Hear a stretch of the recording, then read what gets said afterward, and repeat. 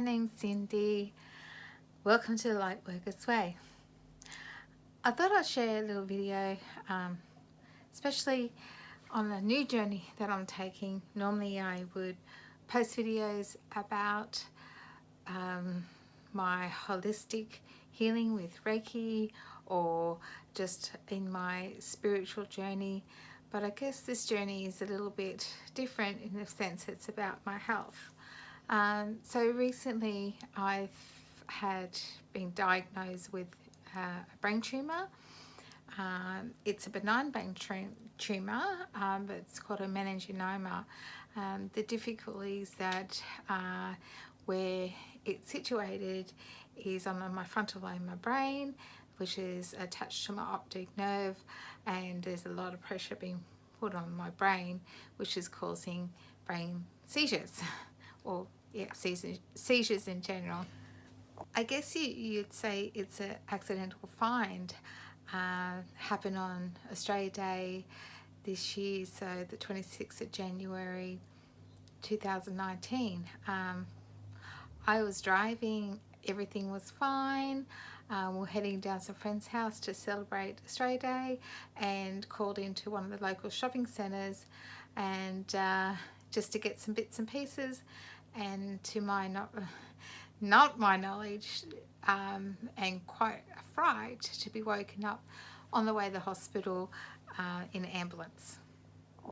So waking up in an ambulance, and all was around me was ambos, police officers, and my husband, and they said to me, "Do you know where you are?" And I said, "No." "Do you know who the police officer was?" I said, "No." "Do I know who my husband was?" I said, "No." And that would have been an awful experience for Craig. I said, "I've never seen this man before," but it only took me about 15 minutes to sort of come to and realise that I had a Grandmal Seizure, which means, or they call it Tonic, clonic, because of the shaking, biting of the tongue, hand clasp, rolling of the eyes. Never had a seizure before in my life. Went to the hospital, had a CT scan, so came back inclusive, and then to the neurologist a week later, having another EEG, first MRI, and still the EEG came inclusive because it was the time lapse, but that's when the MRI picked up the meningioma. So I guess the meningioma has been there for some time, but for some unknown reason the brain has decided that, or it's recognised that's not meant to be there, hence that's what caused the seizures, and now I'm at risk of having multiple seizures until they treat the brain tumour. There's lots I'm learning. The difficulty with me now is that I don't understand if it's the brain tumour that's causing short-term memory loss, loss of focus, poor concentration. It's difficult when you're a outgoing person and you like to do things, or you're active and you're doing things on the go all the time. You know, my expression that people would call will say about me is I'm like a pocket rocket. I can do multiple things at one time, but now it's a bit of a struggle just to do one thing. Some of the symptoms, I guess, is that I get tired easy, where didn't bother me before. I get frustrated, and I'm not having much luck in obtaining a good neurologist. I had my second MRI with contrast on Friday, so I'm looking forward to find out some more information.